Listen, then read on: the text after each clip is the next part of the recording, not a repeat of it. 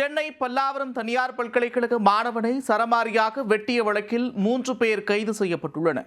போலீசாரின் விசாரணையில் கைதானவர்கள் அளித்துள்ள திடுக்கிடும் வாக்குமூலம் என்ன?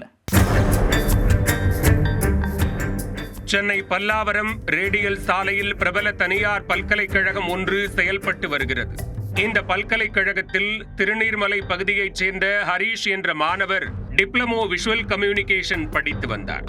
கடந்த 23ஆம் தேதி பிற்பகல் உணவு இடைவேளையின் போது மாணவர் ஹரீஷ் பல்கலைக்கழகத்தின் அருகேயுள்ள கடை ஒன்றில் நண்பர்களுடன் நின்று பேசிக் கொண்டிருந்தார்.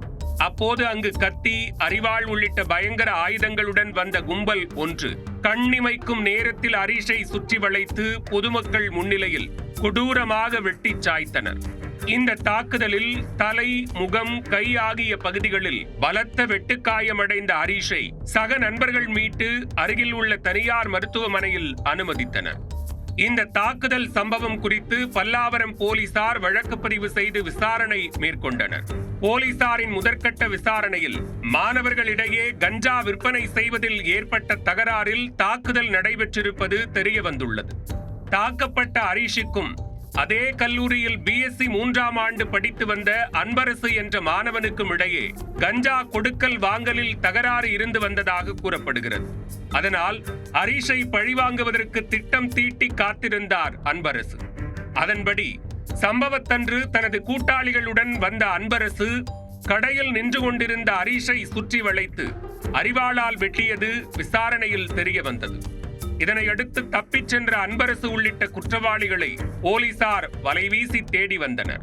தீவிர தேடுதல் வேட்டையில் அன்பரசு, பிரவீன், நிஷாந்த் ஆகிய 3 பேரை போலீசார் கைது செய்தனர்.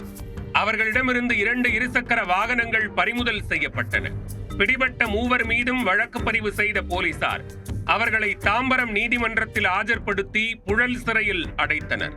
இதனிடையே பல்லாவரம் சுற்றுவட்டார பகுதிகளில் கல்லூரி மாணவர்களிடையே கஞ்சா புழக்கம் மீண்டும் தலை தூக்குகிறதா என சமூக ஆர்வலர்கள் மற்றும் பெற்றோர் கேள்வி எழுப்புகின்றனர். கஞ்சா விற்பனையை போலீசார் இரும்பு கரம் கொண்டு கட்டுப்படுத்த வேண்டும் என்றும் கோரிக்கை விடுத்துள்ளனர்.